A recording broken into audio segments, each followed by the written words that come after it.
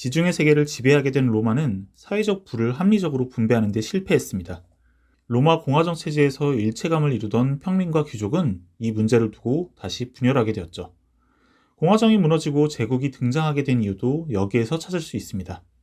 공화정 체제에서 평민들을 대변했던 직책이 있었습니다. 바로 호민관이죠. 기원전 133년 호민관이 된 티베리우스 그라쿠스는 유력가들의 라티푼디움, 즉 대농장 경영에 제동을 거는 농지법을 제정했고, 토지 보유자들로부터 농지를 빼앗아 무산 시민들에게 분배하는 급진적인 정책을 제안하게 됩니다. 하지만 원로원 보수파는 강하게 반발했고, 결국 그라쿠스는 정치 깡패들에 의해 암살되었습니다. 티베리우스의 동생 가이우스 그라쿠스도 기원전 123년 호민관에 취임하여 형의 정책을 밀어붙이지만 결국에는 도망치다가 자살을 하게 되었죠. 이때부터 로마의 정치는 평민파와 귀족파로 분열해 혼란에 빠졌습니다.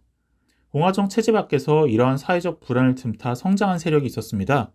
마리우스, 술라, 폼페이우스, 카이사르로 이어지는 군인 정치가들이었습니다.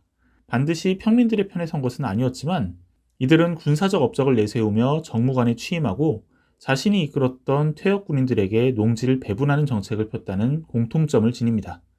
자의적이고 편애적이었지만 그들 나름의 방식으로 부를 재분배했던 것이죠. 군인 정치가들의 시대를 거치며 로마의 군대는 국가보다 장군에게 더 충성하게 되었고, 군인들 사이의 암투가 내전으로 이어지는 패턴이 반복되었습니다.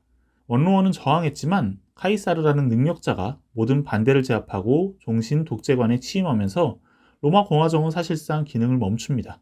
카이사르는 원로원 세력에 의해 암살되지만 그의 양자였던 옥타비아누스는 친밀한 정치적 묘수들을 통해 로마를 1인 지배 체제로 재편하는 데 성공했고, 로마는 제국의 시대로 들어섰습니다. 제국 로마는 상비군을 설치해 무산 시민들을 흡수하고 퇴역 군인들에게 속주의 토지를 제공하는 방식으로 공화정 시기의 모순을 해결했습니다. 전쟁 때마다 시민을 징집하는 기존의 제도로는 엄청나게 넓어진 영토를 효율적으로 지키지 못하기도 했죠. 군대가 로마의 속주들을 사실상 통치하면서 제국의 재정 관리권은 군대의 총 책임자인 황제에게 귀속되었습니다. 황제는 이러한 기반을 바탕으로 정무관의 권한과 호민관의 권한을 독점했고 종교적 권위까지 차지했습니다. 그리고 황제의 권한은 그의 후계자에게 상속되었습니다. 상속이 반드시 혈연적으로 이어졌던 것은 아니며 전임자가 역량 있는 후계자를 선택할 경우 네르바, 트리아누스, 하드리아누스, 안토니우스 피우스, 마르쿠스 아우렐리우스로 이어지는 오현제 시대처럼 황금기가 이어지기도 했습니다. 제정 로마의 초기는 팍스 로마나, 즉 평화와 번성의 시대로 불립니다. 하지만 후계자의 계승에 의해 군대의 각 세력 간의 이권 다툼이 개입하고 게르만족과 사산족 페르시아 등 대외적 변수가 겹치면서 로마는 쇠락의 길에 들어섭니다. 3세기 말 디오클레티아누스 황제는 제국을 동과 서로 나누었고 늘어난 군사 비용을 감당하기 위한 세제 개편이 단행됩니다. 하지만 행정적인 비효율이 증대하고 과도한 세금으로 자영농이 몰락했죠. 동쪽의 로마 제국을 통치하던 콘스탄티누스 황제는 제국의 수도를 비잔티움으로 옮기고 전제군주 체제를 도입해 국가 행정의 효율화를 시도했습니다.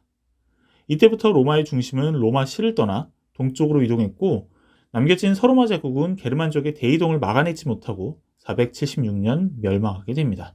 로마는 사회의 주요 모순을 완전히 극복하지 못하고 멸망했지만 다른 관점에서 보면 정치 체제까지 바꾸는 개혁을 시도하면서 상당히 오랜 기간 거대한 제국을 유지했다고도 할 수 있습니다.